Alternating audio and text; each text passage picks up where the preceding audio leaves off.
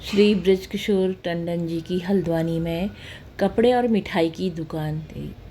एक दिन कैंची आश्रम में बाबा के पास बैठे बैठे लड़के की शादी का प्रसंग छिड़ गया तो बाबा बोले, तू अपने लड़के का विवाह कर दे।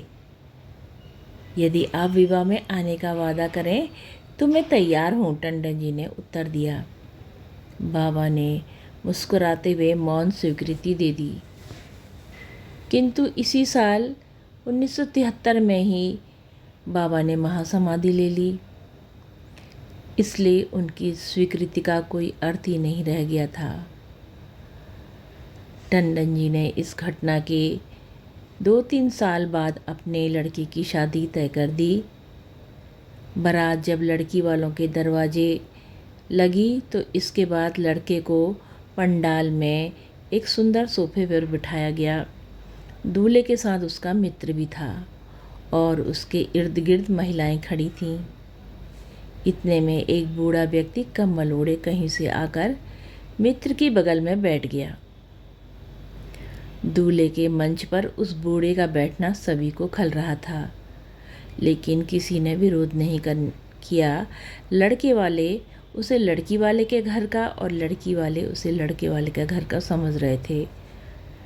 जब स्टेज की फोटोग्राफी हो चुकी तो वो वृद्ध धीरे धीरे टंडन जी के पास आया।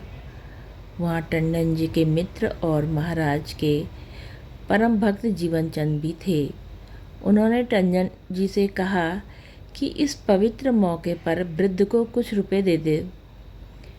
फिर श्री टंडन ने 5 रुपए का एक नोट वृद्ध की तरफ बढ़ाया। वृद्ध ने उसे अस्वीकार कर दिया और कहा, इसे उस भिखारी को दे दो। भिखारी कुछ ही दूरी पर खड़ा था। इन लोगों का ध्यान उस भिखारी की ओर गया। इतने में वो कंबल ओढ़ा वृद्ध लापता हो गया। वृद्ध के लापता होने के बाद इन दोनों व्यक्तियों को ध्यान आया कि वो वृद्ध बाबा नीम करोरी ही थे, जो अपना मौन आश्वासन पूरा करने आए थे।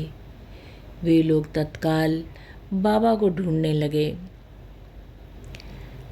किंतु वे अंतर्धान हो चुके थे तो कहाँ से मिलते।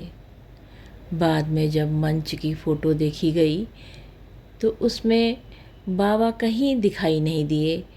हाँ, जो कंबल वो ओढ़े हुए थे उसका आधा भाग उस सोफे पर टंगा दिखाई दिया।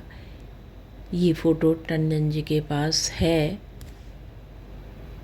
इस प्रकार बाबा ने टंडन जी से किए गए अपने वादे को निभाया। जय हो नीम करोरी बाबा की सदा जय हो, माँ सिद्धि की सदा जय हो। बाबा सदा अपने भक्तों का कल्याण करना प्रभु, कल्याण करना प्रभु। जय हो बाबा, जय हो, सदा ही जय हो।